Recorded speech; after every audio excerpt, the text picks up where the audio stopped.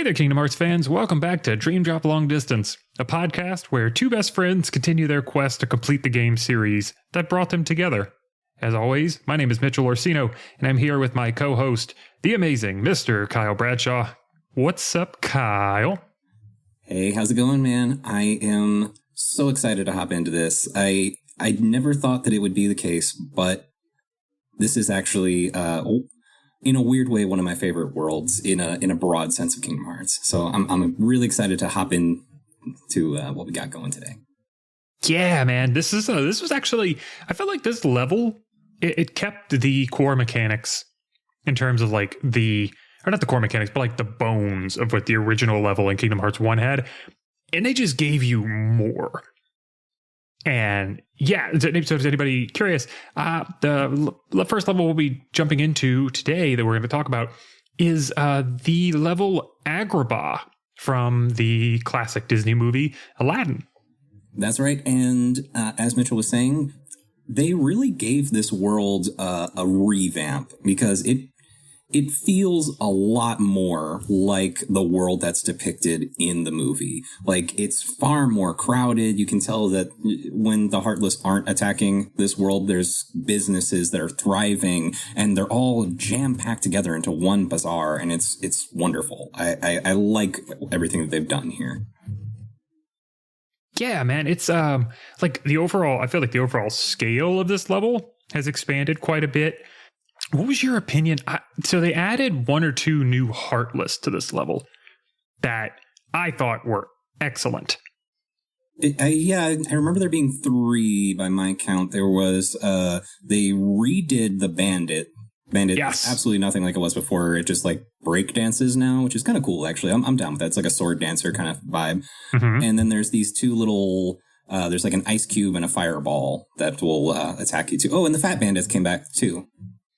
They did. And I guess, well, it might not be till a little later, but they also have the kind of flying masked Heartless that have like kind of like fly around on what looks like a crystal ball kind of thing. Oh yeah. Actually, and there's one more. They brought back an old style of Heartless. Like, because you remember in the first game, and I don't know why it's only coming to me now, that these Heartless have been missing thus far. I know what you're going to say. Go ahead.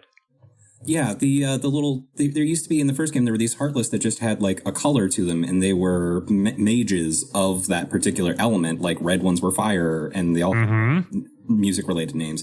But here they have these like wind and light based ones that are like really strong and not to be messed with, to say the least. Yeah.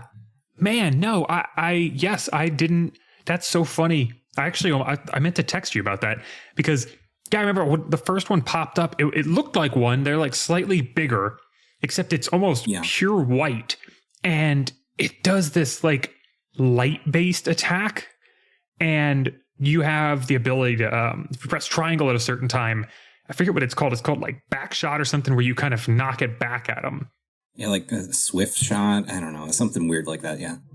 Yeah, something like that. But yeah, that's so funny. I did the same thing. I was like, oh, I completely forgot and did not, like, we've played, 4 or 5 worlds so far, and I had not even noticed that they weren't there. And yet they're welcomed to be returned. So I'm excited to have them. Yeah, no, it was a fun addition that kind of called back to some older stuff, but they gave them a revamp. So you're not just fighting the same old. Speaking of things that have gone unnoticed, can I just say that, let me back up a little bit. Agrabah is introduced with the same cold open style that we've been getting, these little vignettes. And we see Iago, who shows up, and he's all about being a good guy now. He wants to try and be a good guy. Whatever. That's his whole plot line. I don't know, is this cop from Aladdin too? Does that sound familiar to you? Man, is this just something I did original? I don't know anything about Aladdin 2. I know in the Aladdin television show back in the 90s, he becomes a friend of theirs. So I imagine that probably happened at some point. Okay. So either way, The thing that I somehow, it never registered in my brain until this past week. Why does Iago have teeth? I don't know. Why he has that big smile? No idea. That's really funny. No, I didn't put that together until you just mentioned it. But yeah, it's kind of terrifying, honestly. Just a parrot with basically dentures. Right. Yes. Like perfectly white teeth. I mean, I guess if all you eat is saltine crackers, you're not going to be too bad off, but still, like, it's a little unsettling. I mean, it goes perfectly with the voice actor. I mean, like, R.I.P. Gilbert Gottfried, but I know. God, it was so cool. So I'm curious. Did you notice in this level, they gave a lot of the like third and secondary characters from the original level a lot more character, as silly as that sounds. At least in my opinion. Like, Iago had a lot more going on. Abu actually had, like, some plot relevance to this level. Jasmine actually has some sort of life to her beyond being a person that got kidnapped. Yeah, no, that's true. I hadn't thought about that, but yeah, no, that makes perfect sense. Like, Abu definitely is up to something. Like, Abu has a sixth sense about it because he like stole Jafar's cursed lamp when nobody else recognized that was Jafar's lamp. Yeah, that was so. There to anybody listening, there's a cutscene that happens where Abu goes running by with this black and like red trim lamp, which, if you know from anything, usually when something's solid black and has some red to it, it's probably evil. And if for some reason nobody else really picks up on the fact of what this thing is until Aladdin gives it back to the guy who stole it. Abu stole it from. And you see Iago panicking because he recognizes that immediately because he had been trapped in it. And it's like, how was Abu the only one to recognize that, especially from the last time that they fought Jafar? Like, that thing should be on every single person of influence's radar. Right. I mean, didn't somebody say that, like, oh, there's a dozen like it. It's like, it's a black lamp, whatever, get over it. So, I don't know. Yeah, I mean, it's basically just Iago and Abu that actually recognize it. Everybody else just takes their word for it. Yeah, but it's funny. It's funny because they like, we have to go get it back. And all these characters, as powerful as they are, with the amount of influence that they have, go up to this shopkeeper and he's just like, no, you have to pay for it. I'm sitting there just like, I will open a portal to a different form of reality and toss you through it and lock it behind you if you do not give me that lamp. I mean, after all, that's what King Mickey did to Pete. So why shouldn't Sora do it? Yeah, see, they have to, you're right, I'm wrong. They can do it.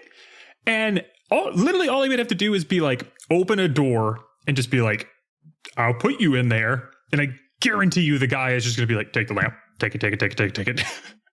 And they could still pay him too. They just pay him a reasonable fee instead of, I mean, okay, to be fair, the only reason we're in this situation is because Donald decided to blurt out royal treasure.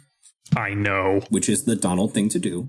Donald. Yeah, he does, and they're just like, Donald! And he's like, royal treasure, you say? It's like, no. It's like the worst kind of, like, you are the worst negotiator ever. You just gave him the highest number first. Yeah, and of course Aladdin doesn't even have the royal treasure, blah, blah, blah, blah, blah. Sure. It reminds me, though, that going back to your point about the tertiary characters or the secondary characters having more lines and having more interactions, I love how much Iago and Donald interact here. They are incredible as a pair. I love it so very much. Yeah, Donald, I mean, what do you think? I think Donald tends to have a lot of the moments of comedy with the secondary characters in this game, I've noticed, especially because you think back to some of the other levels we did. You have like Donald and Mushu, Donald and Cogsworth from Beast Castle. Oh, yep. Oh, Donald and Donald and the Cornerstone of Light in the black and white level. Oh yeah, Donald and being in the past and wanting to change the past. Yeah. Yeah, I mean, Donald is kind of the comedic humor in this, and they really wrote him as being a very personal character that has a lot of moments that bring these secondary, only one level characters to life. And I think that's really cool. It does make more sense for a Disney character to be doing that than it does for Sora to be doing that. So I can appreciate that. Yeah, totally. So, but anyway, we, not having Royal Treasure, we have to go to the Cave of Wonders, and somehow, right as we're going to the Cave of Wonders, Pete is wandering into the Cave of Wonders, and we don't see him, of course. Yeah. That's just for us. We don't see Pete walking in.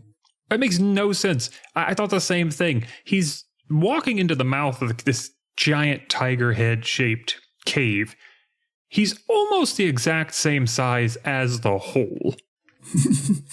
We just don't see him walk in. Like, how? I actually don't understand. So, and then what's worse, and I'm skipping around a little bit here, but like, okay. When we meet back up with Pete again, he's behind us. Yeah, no,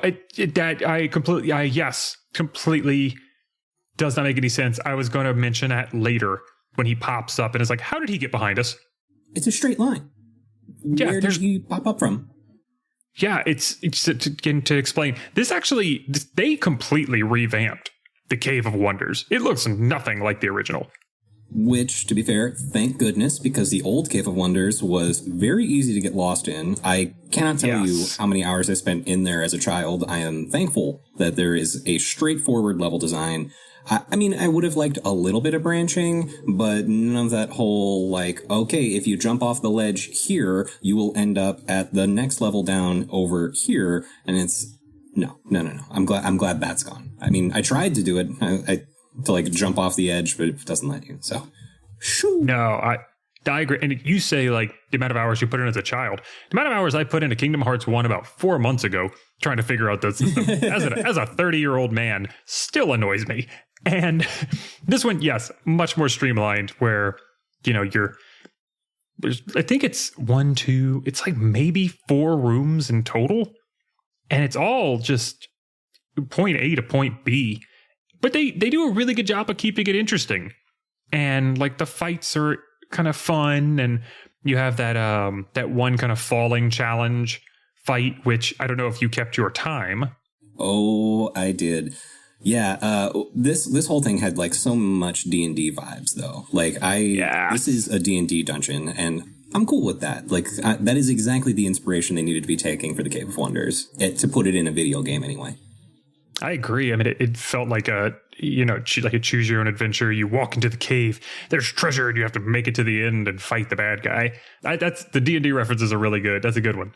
But yeah, no. So to anybody, so at one point there is as Kyle and I tend to do, anytime there is a time limit or something to get something done, we tend to get competitive. And Kyle tends to beat me, but maybe I might get him this time. This one is as our characters are falling, you basically have to defeat a certain amount of opponents. The floor breaks out from below you. You fall down to the next one, and so on until you hit the final floor. Now, Kyle, at the end of this fight, how much time did you have left? Okay, I don't feel very confident in my time. I also did not go back and do a second try, even though that is allowed. Mm-hmm. There's an option to do it. You can go interact with the sign and do it again. I was like, you know what? No, I'll just take my time. I'll take the L if I need to take the L. I finished the trial with 48 seconds, 48.40. Oh wait, no. I'm sorry. I think I beat you. My bad. You have a higher, the math right? was yes, I have a higher. I did it with 49 and 49 seconds. It was like 49.65 seconds left. Nice. All right. I was like, that was very close. I will say I only did it a second time because whenever that last fall is happening, I missed the puzzle piece. Oh, yeah. I was very careful. That was my number one thought because, like, I knew I could probably, like, get some pot shots in while in midair on some of the Heartless, but I was like, no, these puzzle pieces are more important than my life right now. Yes. But that was from my very first one. So, woo! All right, cool. Good job. All right. Yeah, not bad. No, but that was close. That was, what, maybe a second and a half difference? Yeah, it was entirely too close. It was just over a second you beat me by. So that's pretty good. Bravo, sir. Good job. Good job all around. Valiant efforts.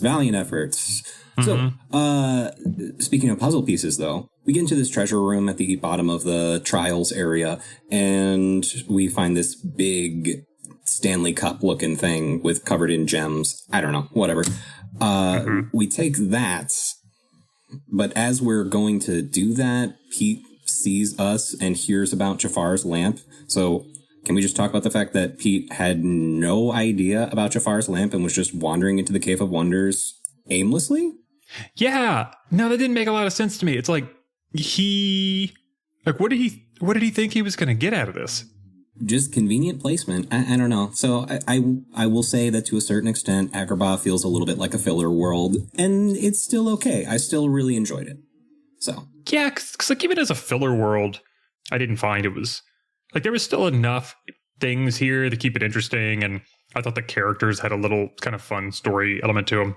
I will say the Pete fight that happens right after is a little bit annoying because I think the battle arena they put you in was way too small. Oh, yes, that was the whole point, right? You're talking about where he like calls the Heartless and you just have to defeat wave after wave of them. Yeah, but it's in like a 10-foot by 10-foot square. And I was like, dude, what is going on? This is insane, especially with some of the things you were fighting. Like, I think they put like... Oh, you're talking about the Fire and Ice guys? No. I'm talking about right in here. That one Pete, right before he sneaks out, summons some Heartless for you to fight. And basically... you're just in this one lit area. The rest is completely black. And at one point, I'm serious, you're fighting in like a 10 by 10 square, and 2 fat bandits fall into that with you. And it's one of the most annoying things in the world because you just physically can't get to their back. Yeah, I was very thankful to have magic in that moment. I was just blasting them with anything and everything I had because it was not working out well. I think I even had to like... if I'm thinking of the right spot, I think I actually had to go into Valor form just because I was dying and it was not going to go well. Oh, that's what I did as well. I hit Valor form to get over them. And I actually did use a little bit of magic for once in quite a while. But yeah, that was a tricky fight. I didn't die, but it got close a couple of times. Right. So, like I was saying, in terms of puzzle pieces, there are chests and at least one puzzle piece, maybe 2, in that treasure room that you would not find because they don't actually let you into the treasure room. You have it like immediately after that encounter teleports you basically all the way back to Agrabah, and you have to walk back all the way through the Cave of Wonders just to get to that spot again. Yeah, I didn't understand that. I get that like they're trying to keep you in line with the story, but give us like we'll get there. Like we know obviously we need to go back. But I did go back to that later because I assumed there was probably something in there that I hadn't grabbed.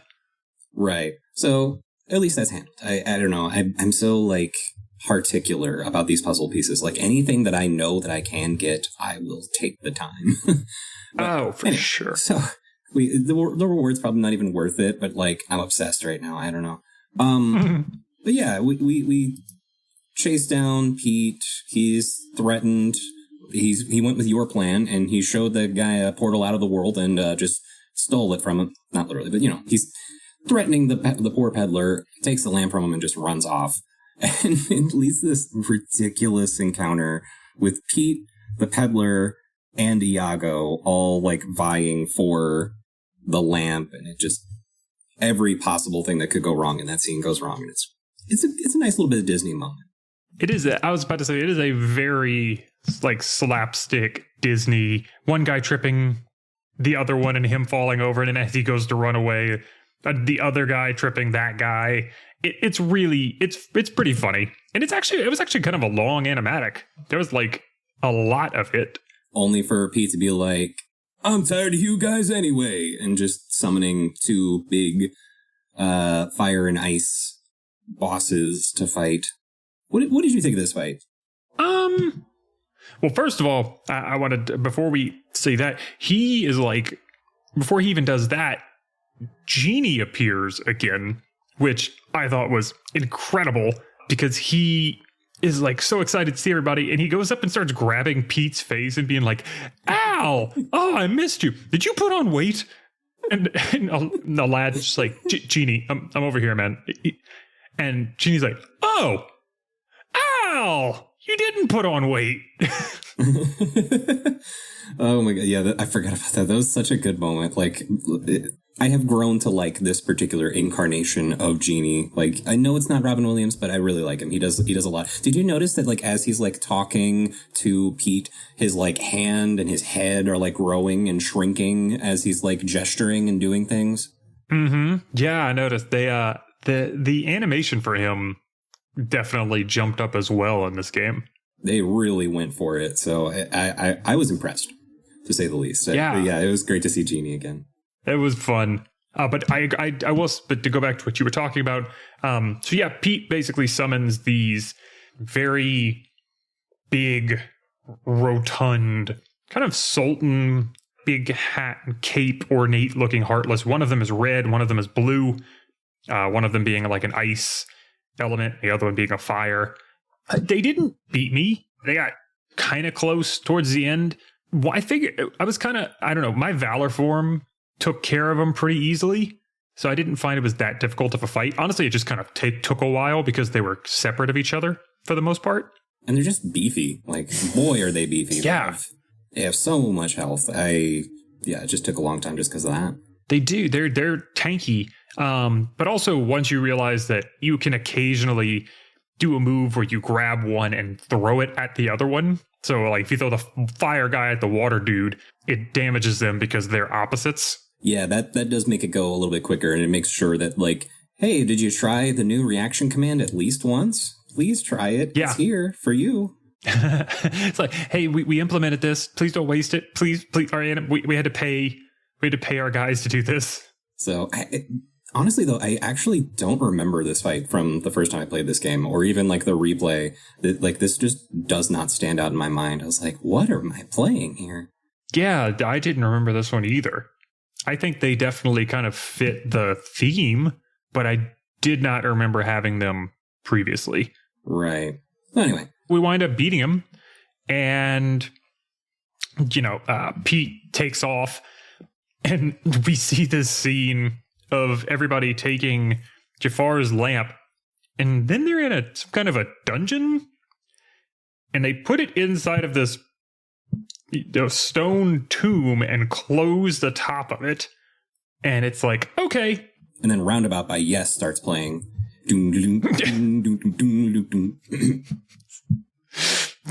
Yes. That was a JoJo's reference. Never mind. I know. We'll talk about that one later. But no, yeah, they, to me, that seems like they definitely learned their lesson, because they probably should have done that from the beginning when they trapped him in there originally. Yeah, at least like hide him somewhere that nobody can just like touch and brush a little bit of the dust off a lamp, and then suddenly there's an evil genie in their control. Yeah, it's dangerous stuff there. Well, also, do you know how Iago escaped from the lamp? Not in the slightest, but I would imagine that it has something to do with the fact that he's not a genie, so... Maybe it spit him out? Yeah, maybe he didn't need... Like, maybe he was allowed to leave and just needed to find the exit. I'm picturing like weirdly enough, I'm picturing like a Millennium Puzzle type situation. Oh, interesting. Maybe.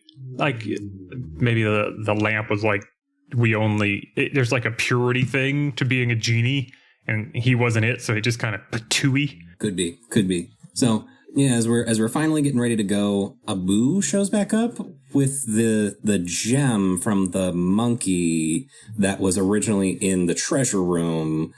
And apparently that gem, the little gem egg, is the portal to the world. But before we find that out, Donald decides to steal it, which is just I love this duck so very much, Mitchell. Yeah, I think because isn't that side of Donald a callback to like his? I mean, I know that's like old school Donald. It's like adventurer Donald, but it just I don't know that makes me laugh because I think about it in the terms of like Donald and his family, and at their heart are adventurers. That's including like Scrooge and Huey, Dewey, and Louie. Donald just likes money. That's all. Yeah, he's like his uncle. No. There's a difference. His uncle has money. Donald likes it. I mean, they both like money, but Scrooge actually has it. That's true. That's very true. But yeah, no, that little cute scene. Two things I noticed in this level. The treasure that we get from that room. Did you notice like the big ornate treasure? That thing looked oddly similar. The Stanley Cup. That thing looked oddly similar to the struggle trophy. Oh, yeah. That's a good point. I didn't think about that. Also, where did it go? Like, why is Donald stealing that egg when he could just steal the trophy because we never gave it to the peddler? Well, funny enough, if you go back, and I'm pretty sure I remember seeing this, if you go back to the peddler's tent, it's in there. Oh, okay. Okay, we did give it to him. Okay, that's fair. Oh, speaking of, I can't believe I forgot this. This was in my notes. This was like one of the most important notes I took. The first time, I don't know if it's there still at this moment, but when you first go into that little area where the peddler is, like the very first time, like when you just get chased by the Heartless and go into the room and there's a save point. Mm-hmm. If you go and inspect a little object in the back right corner, it says, "Insects buzz about this foul-smelling vase. It's a poop jar." I'm sure of it. There's no way that's in there. That's a thing. I saw that with my own eyes. That is a real thing. But, like, that has got to be a poop jar, right? Like, what else would be a foul-smelling vase with insects buzzing about it? I don't know what else that would be, but we're going to have to look that up because I cannot imagine Disney would have. Final Fantasy, maybe. Disney, I just can't see Disney being cool with that being in one of their properties. It's just a foul-smelling vase. I mean, like, it could be that there's, like, rot. Maybe, like, there was food in it and it rotted. Uh-huh. That's an option, too. But I think it's funny. Maybe it's like as a poop jar, okay? Well, how about this? For our purposes, it's a poop jar. For the purposes of legality with the game, maybe he's into composting. Yeah. I mean, he hadn't even been in there yet. The peddler wasn't even in there yet. So who knows? Maybe he had just set up shop or something. I feel like the place was abandoned at the time. I don't know. Anyway. So it was. So you walked into it. You walked into a toilet that was then renovated. Yes. That is exactly what I was doing. Yes. So, okay. Anyway. But past this level, did you notice that I think this is the first level so far that we've completed that we did not get a new Keyblade from? Let me double check my note. Oh yeah, you're right, because we got one from Pirates. We got one from Timeless. Timeless River. Did we get one from Olympus? We did. We got the oh my goodness, what's the name of the? Because I still use it. It's that Olympia Keyblade, like Hero Crest, something like that. Yeah. Okay. Yeah, that is the first. Yeah, it's been a while. And I'm still stuck using, I mean, like, not stuck, but I'm still using the Land of Dragons Keyblade all this time later. I mean, it works for your build probably the best so far of any other ones we've had. Yeah. But at the very least, we do get for... I was about to say, in exchange for not getting a Keyblade, you get a brand new summon. Yeah, buddy, we get to summon Genie! And he has a completely different style than he did before. Did you summon him at all yet? I have not gotten a chance. I was curious if they kept... I liked his last play style. Yeah, but they go hog wild here. He has different forms that are based on your available drive forms. So you can switch him into Valor form, you can switch him into Wisdom form, and he has different things that happen depending on that. He's got like I think it's Strike Raid. I could be mistaken, or you can or some ability like that, some familiar Kingdom Hearts 1 ability like that, where you can just like go to town on one particular Heartless. He's got some intense stuff going on. Oh, I cannot wait to try that out. Oh, that sounds so cool. Yeah, I mean, like aesthetically, it's very pleasing. Like the way that he himself transforms too. Like I want to say he's got like his cool outfit, and then like you go into Valor form, and now he's got like a red vest or something like that goes over it. And it's really cool. You should check it out. Heck yeah! But more importantly, after the world, we get an exciting new cutscene. Yeah, man, this is pretty wild. So it opens up on Pluto in that neon world that we haven't really like seen. We don't even have a name for this place. It's just this neon world that we've been seeing bits and pieces of between memories from Roxas and that secret cutscene at the end of Kingdom Hearts 1. So like it's this neon world and Pluto is here walking around just looking sad. Poor boy. Yo, okay, real quick. How does Pluto have the ability to go to all these different places? What magic does he have that allows him to like hop between worlds? I don't know. There are certain parts where it's like there are parts in this cutscene where it makes sense. Like at one point, a portal opens and Pluto and there's like a whistle that's heard, and I'm like, that must be King Mickey whistling for Pluto to jump through the portal. That's my assumption anyway, because like who else would whistle for Pluto, right? That's what it seems like. It seems like maybe he's only been able to go places that Mickey is transporting him to. But we don't know that. Right, because there's no reason for him to be at this neon world to the best of my knowledge, because I don't think King Mickey has been there, so I'm not really sure how he got there. I'm just glad somebody's paying more attention to him now rather than him just wandering freely around Traverse Town like he was in the last game. Yeah. But it's funny because Pluto sees Axel walking by, who then goes through a portal. He's kind of looking afraid. And then, another portal opens, but nothing comes in or out. But he hears that whistle, you said, kind of like a calling him. And he just gets excited and jumps straight on through. So the fact that he was just like, oh, cool, I'm going to go jump into this open black gateway makes me think he's done it before because he was comfortable enough to just do that. Yeah, and thankfully we don't have to wait too terribly long to see where he goes next because not at all. It cuts over to Kairi on the Destiny Islands, who's trying to get her memory of Sora back, and it's not working. All right, I assume that's what she's saying anyway, because her exact line is, maybe waiting isn't good enough. I don't know how you interpreted that. Yeah, sure. I think, is that what she said? Because I thought I wrote down, she said, I guess waiting doesn't matter. And, okay, it's something in between there. I mean, I got that as, in her brain, she remembers somebody telling her to wait for, or no, I guess because now she remembers Sora. And Sora told her, no matter what, wait for me, I'll find you. And to her saying something along the lines of like, well, I guess waiting doesn't matter. Waiting isn't working. Did you think she was like about to just completely, was she about to give up on him? I feel like what she's doing here is saying that like, I can't just keep waiting around for him. I need to do something. But at the same, or at least that's my impression, because at the same time, that's right when Axel steps in and suggests doing exactly that, except come with me and do that, not, oh, you should act. Did you notice he also kind of starts trying to work her a little bit, basically being like, oh, I'm an acquaintance of Sora, and kind of asks if she wants to see him. But Pluto shows up, it starts barking at him.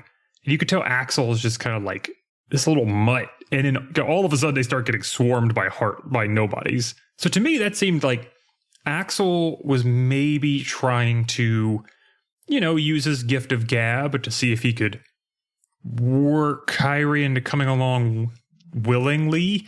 And then the moment she realized he actually was not a friend, then he was like, okay, we'll try force. Yeah, he's a little bit of a creep, but I still like him anyway. He's definitely here to kidnap Kairi, but wants to do it without coercing her. So, which is fair. It's a lot easier to kidnap somebody if they're just willing to go along with you. Sure. But thankfully, he doesn't need to actually kidnap her because a portal shows up and another whistle is heard, or maybe this is the first time there's a whistle. I don't know. I'm just thinking that has got to be King Mickey, because who's going to be whistling for Pluto? And then, so Pluto runs through and she runs through. Yeah, and then the portal closes behind them. The best way I could describe this, I said, Kyrie and Pluto go on a magical journey together. They really do. They end up in this whacked out place, which has like nobody symbols floating around all over the place. This has got to be another dimension. I'm picturing that a world like this is where Pete got banished to. Like, there's no other description for it. This is just an odd place. Yeah. But she, while she's in there, turns and sees that there is a hooded figure there with her, but then it disappears. Yeah, it's like she's like walking towards the portal, a portal out of there, turns around and sees that. I'm thinking, my thought anyway, I think that's Riku. That's just me. I mean, it's obviously too tall to be King Mickey. No, I'm with you. I totally think that's Riku. Like that just works for me. Like, we don't know where he's been, but we know from past games that he's now the hero that walks between the light and the dark. So it would make sense that maybe he's moving between worlds like that.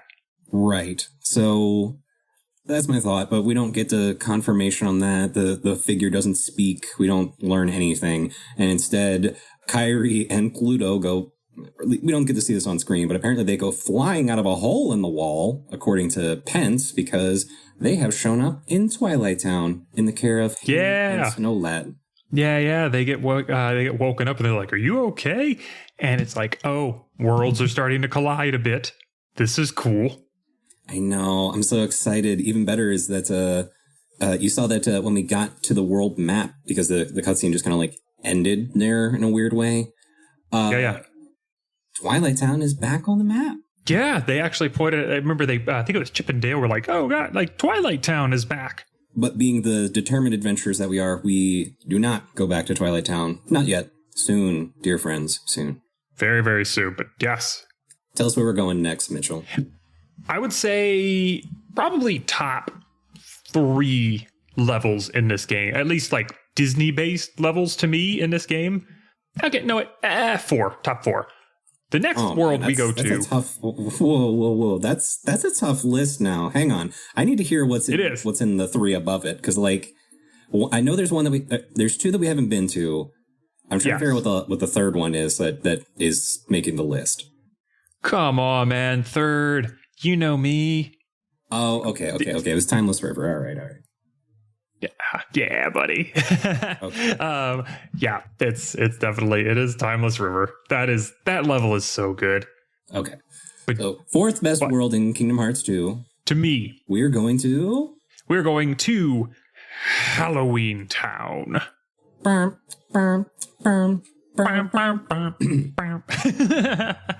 Halloween Town from the Nightmare Before Christmas. And I love it. They gave this whole, I feel like they shrunk certain area, or they took away certain areas, like all the graveyard stuff, kind of condensed that a bit.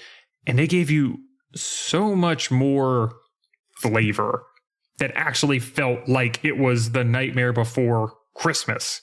Yeah, I agree with you, especially because we get, the very first thing that we see is that Jack like finds the door to Christmas Town and just like falls in. We don't get to go there just yet, but like, man, like that this is going to be a much bigger world, or at least a much more diverse world than it was before, and I'm so excited.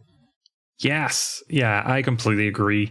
But our guys wind up there, and we're reintroduced to their Halloween Town forms, which I still think are incredible.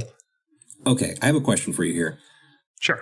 I don't know how I didn't notice this before, and tell me if you had just like always known this and I'm just blind. Did you know that Donald is invisible under his bandages? No. It's funny. I noticed that in this one. I don't think that was a part of his other costume. I think it was just bandages. I don't think in Kingdom Hearts 1 they showed that there was nothing like they didn't leave the layer to make it to show you that.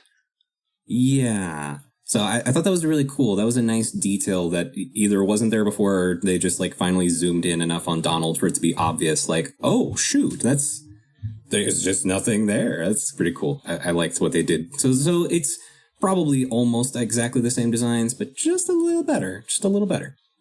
Yeah, like the shading's a little better. I feel like, it was the product of the time, being able to make them look a little better, and the animations and stuff were cleaner. Yeah, I really enjoy the look of this level overall. And they just stepped it up with the new stuff. As our guys get to town, they're kind of trying to figure out what's going on. And Jack flies in on this homemade sleigh that instead of reindeer, he has like deer skeletons. This was terrifying. They did a very good job with this.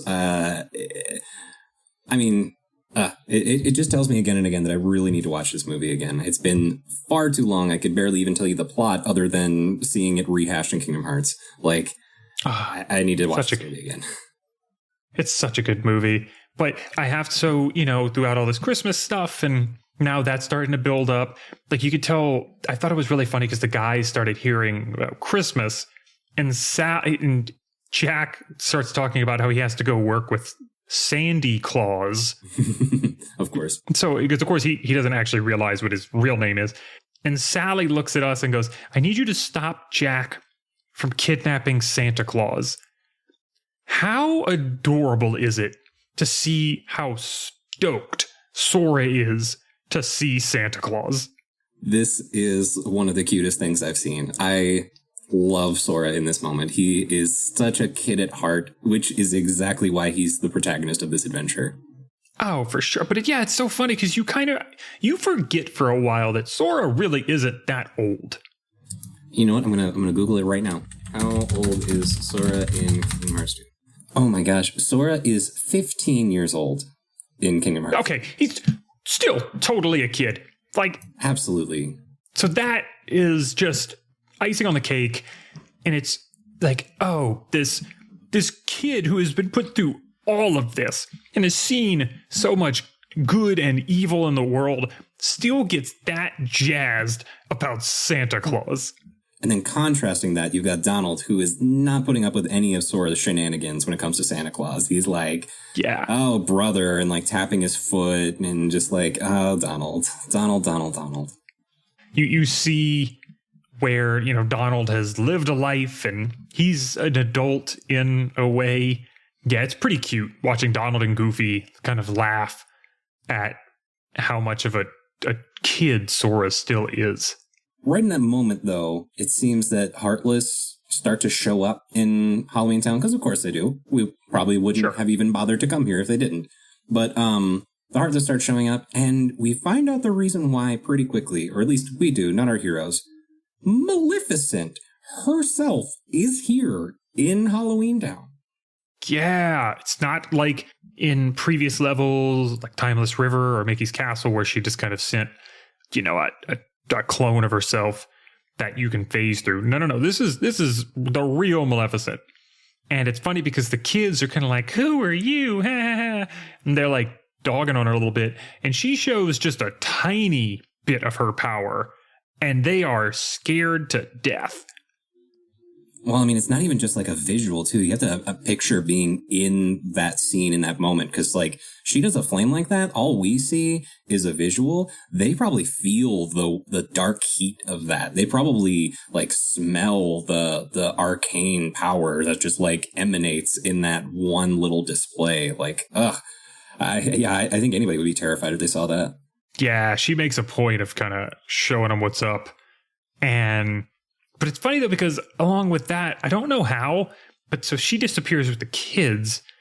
But when I say kids, I mean Lock, Shock, and Barrel. I don't know if they're really kids, but we, ourselves and Jack kind of fight our way into the woods, and he shows us the Christmas Town door that he had been going through. And is like, this is how you get to Christmas Town. And, dude, without hesitation, Sora just dive bombs into it. I like Sora's enthusiasm here, but I'm also a very big fan of Goofy, who gives us our first, like, prop of the game. He gives his trademark, and just like flies right on in. Yeah, it's like Sora kind of gives the traditional same kind of like, whoa, like Jack gave us. Donald is like, wow, I cannot do. Did nobody expect me to do better than that? And yeah, it was good. It was really funny. But then we land and everybody gets new Christmas forms. I especially like Sora's here because Sora's is maintaining the darkness of Halloween Town because he's still all dressed in black. But he's definitely in a Christmas outfit because it's got like the Santa hat. It's all very Christmas, but it's just like sapped all the color out of it. And it's really sharp, gotta say. They kind of gave him like it's like if My Chemical Romance did a Christmas album.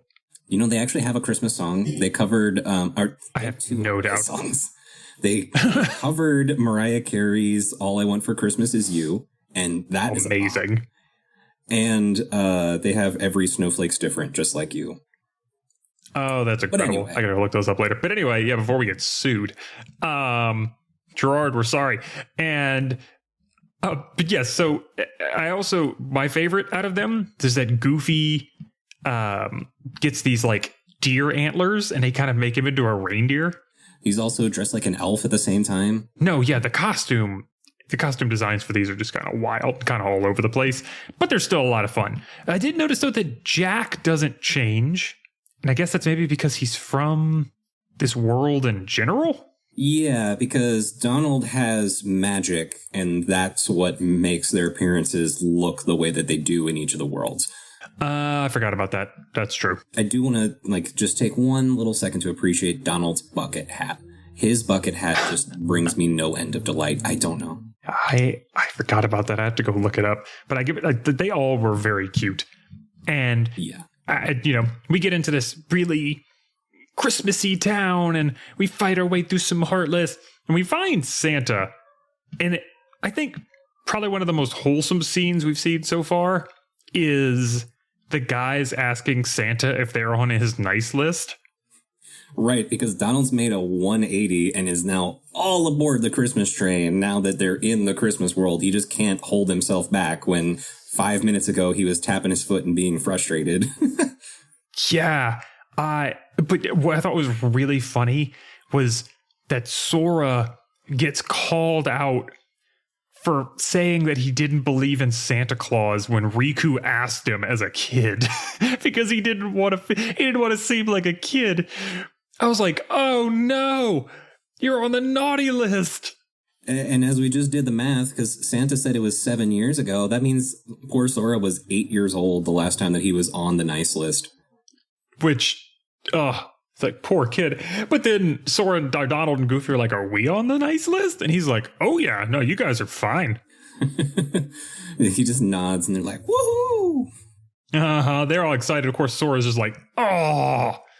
But yeah, as we're talking with Santa, Lock, Shock, and Barrel and Maleficent are like accidentally breaking something in Santa's workshop and making some plan to revive Oogie Boogie is how they decide to take over Christmas Town or whatever.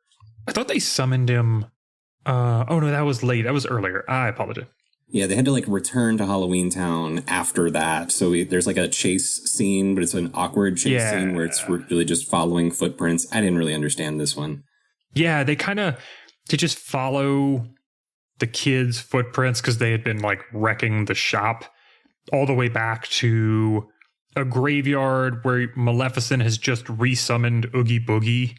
Yeah, but I think we don't see that yet. We just see the kids, and I don't even know if we see Maleficent. It's a whole thing. They're no. They're just buying time. We do.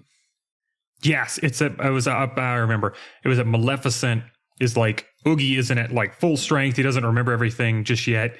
I'm gonna take him so he can kind of get back to full power. I need you to hold off Sora, Donald, and Goofy.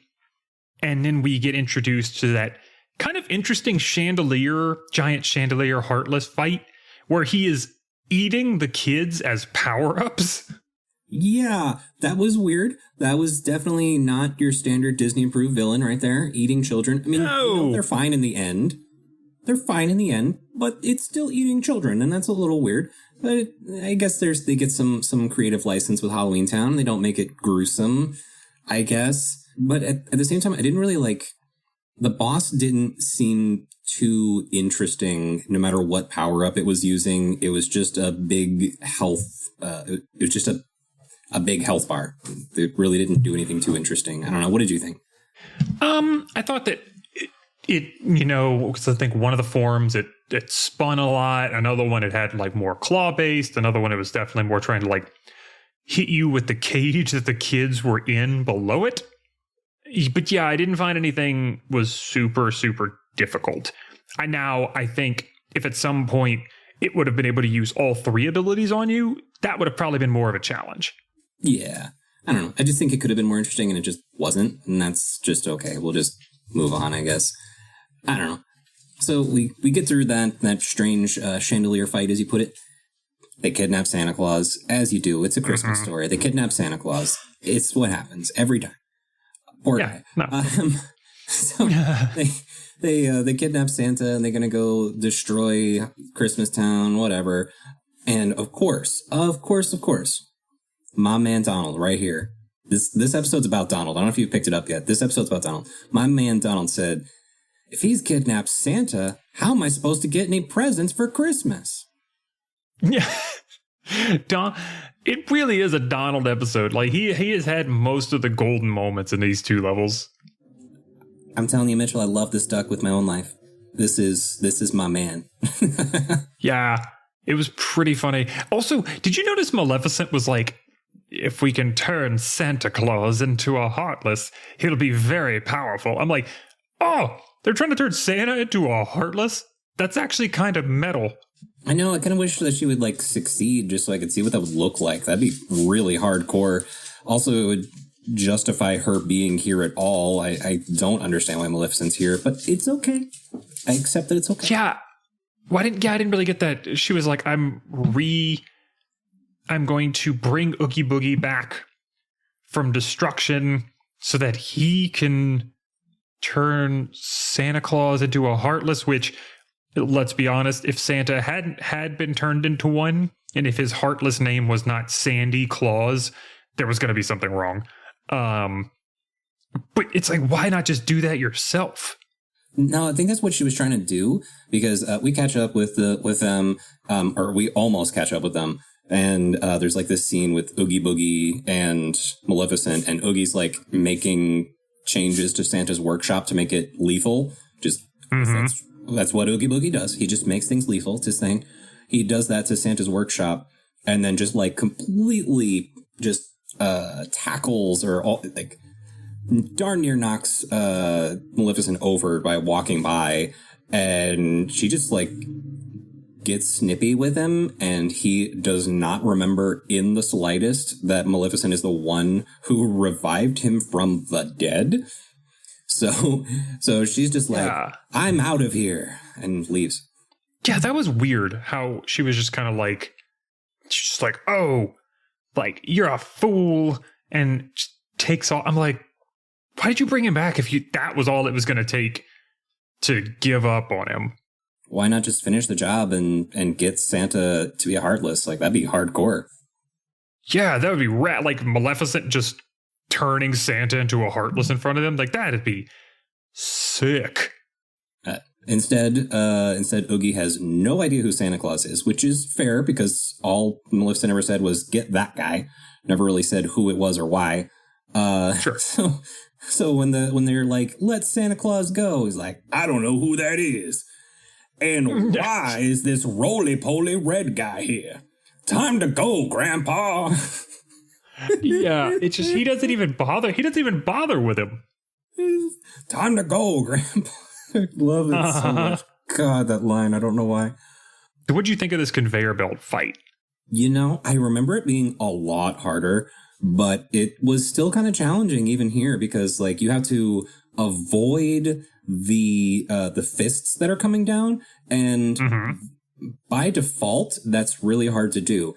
But if you've managed to level up wisdom form, it's not that bad because you can just use the dash ability and just like slide right on by before it has a chance to slam you. Oh, see, that's funny. It wasn't the fist that gave me an issue. It was the timing on how you flip between conveyor belts. It was like the time. It was like the timing on, because you're always running against the conveyor belt. They're always going backwards because they're trying to get you to, they're trying to throw you against those spikes. And that honestly was the most confusing part. I won't lie. This fight with Boogie took probably 2 or 3 times more than it should have, only because Donald kept dying. And I was like, oh, dog it. If I could, it was that was the only part that was kind of frustrating. The actual fight itself was not, I didn't find was difficult at all. I'm surprised you took Donald in this fight. Did you take Jack at all? Oh, yeah, I had Jack and Donald. Oh, see, that's your problem. You had 2 mages with you. Jack's a mage. Oh, I know he is. But honestly, Donald has just been... I don't know. I found they worked really well together up until that point. Okay. Well, no, I mean, I didn't struggle with this at all. I didn't even die. It was a one and done. So, oh, weird. Flex. I mean, different from flex. Yeah. Yeah, I mean, like so what do you mean by the timing though? Do you mean like to get to the correct lane because Oogie will like change which lane he's hovering over? Yeah, so it was a lot of times where he would change a lane, and right as I was going to jump in the conveyor belt to go to the one that he was on, it would change to the third one, and I'd be like, oh, man, and it would flip me to the one that he wasn't on. Oh, man. That was my only tricky part, was occasionally I would screw up, and I would have to do it all over again.